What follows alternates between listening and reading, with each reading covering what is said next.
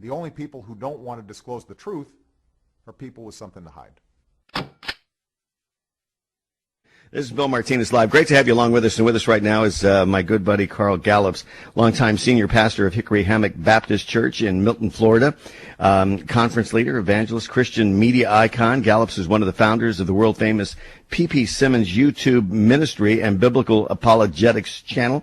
He is also a prominent conservative talk radio host with Freedom Fridays, of which I've had the privilege and honor to be on his show. It is heard across the country, internationally, is impacting people as well.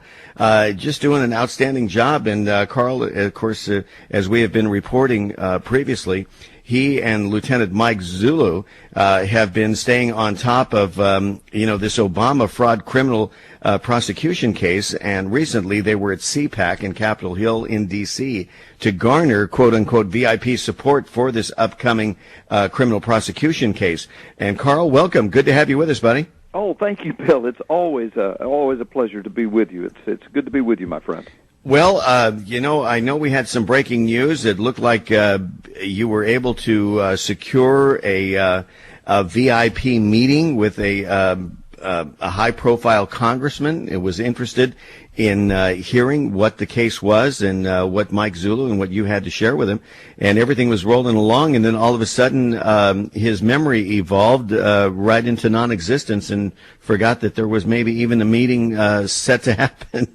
Yeah, Bill, what an interesting story. And before Wow. I get into that, I want to encourage your listeners by saying this guy has basically made himself irrelevant, but in the meantime, the VIP list and groups of people, groups of VIPs that are piling up, getting involved in this is just growing every day. So when I tell this story, I don't want your listeners to lose heart and think this was the only guy we were depending upon, because at this point we're not, and he is irrelevant. But oh my goodness, Bill, yeah, the story, and it's gone viral. Couple of big breaking news items on this whole scenario. But this story you just mentioned, yeah, it's gone viral.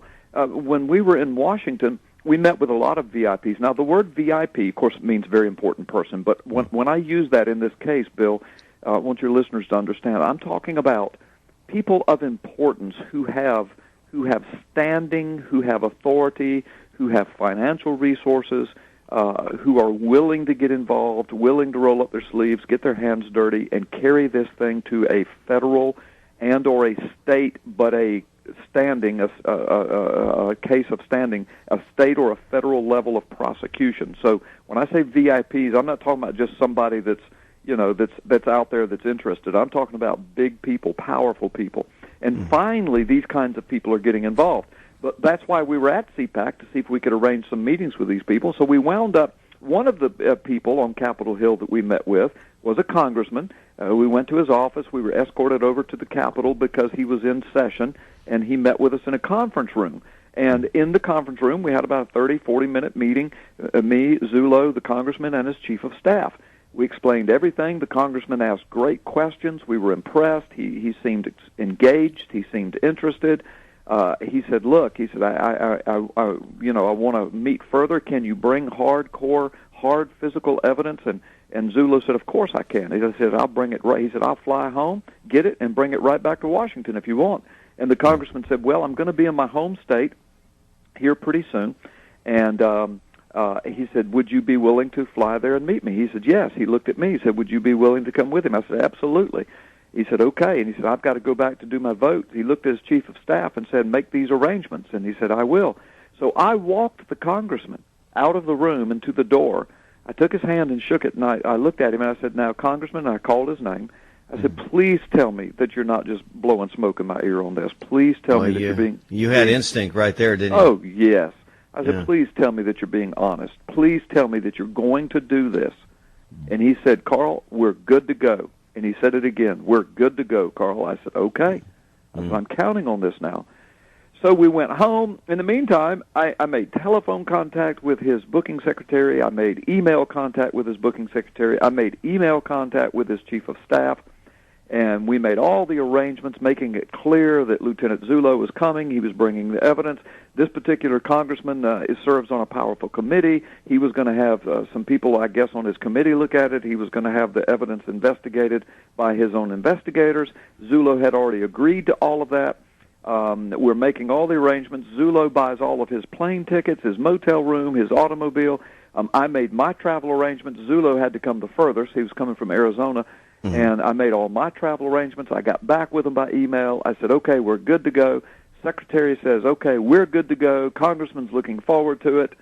And the next day, Bill, I got a phone call from the chief of staff. Now, Bill, if he had just called and said, you know what, we're changing our mind. We really don't want to get involved in this. Right. At that point, I would have been very disappointed, but I would have probably never said a public word about it because that's his prerogative. I mean, I can't make a congressman do something, and I don't want to strong-arm a congressman into anything. Right. I would have probably just gone away with my tail between my legs and hunched my shoulders, been disappointed, and walked away. Mm. But that's not what he did, Bill. No. He called me up, and he said, this meeting between you and Zullo and the congressman is not going to happen. And I said, why? And he said, well, we don't ever remember asking for any such meeting. Wow. I said, excuse me, what? And he says, we the congressman never asked for any meeting like this. And I said, what are you talking about? I said, this is surreal. I can't believe you're telling me. I said, that was the whole gist of the 30, 45-minute conversation we had on Capitol Hill. I said, that's what all the emails and phone calls are about. I said, Zullo's already got his plane ticket and his motel room in his car. I said, I've already made all my travel arrangements. I said, and it's all recorded in an email chain, an official government email chain. When I said that, the phone went silent. I said, are you there? He forgot, Bill. He forgot that it was all recorded in email. He literally called me to tell me that I was crazy, that I didn't know what I was talking about.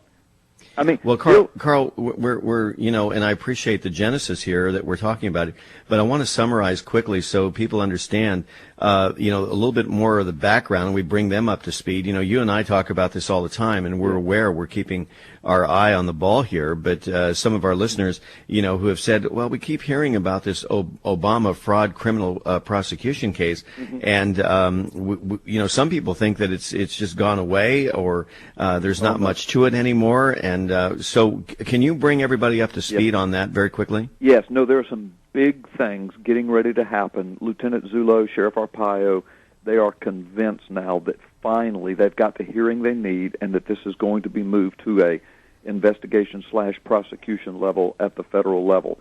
I am not at liberty to say who, what, or when right now because there are many, many detractors out there listening to everything I say, every broadcast, everything I write, because they're trying to start a disinformation campaign. And this is a criminal case, Bill. This is not a civil case. This is a criminal case. And so we have to handle this very carefully. But I can tell your listeners this, that our meeting at CPAC and Washington, D.C. has snowballed. It was extremely valuable. Now Lieutenant Zullo and Arpaio have already had meetings with and or in the next few weeks have meetings scheduled with large groups of VIPs. And remember how I defined VIP. And very important people, very powerful people at the federal level and state level, several different states, people with financial backing, people with standing constitutional authority and standing to get this thing moved forward at a criminal prosecution level. There are plans being made and framework of plans laid right now with some high-ranking officials who are in the next, we're just playing it safe in saying in the next 3 to 6 months, but we really believe it's going to happen a whole lot sooner than that, but we're saying that just in case because so many people are involved in this, and we're juggling schedules, and we're juggling strategy and timing, so it's hard to pin down an exact time when this will be brought forward at a national level. You will see it in the media. It will become big, and this thing is moving forward. Well, I want to break down, some more of the elements, Carl, on the other side of the break, so stay with us. The only people who don't want to disclose the truth or people with something to hide.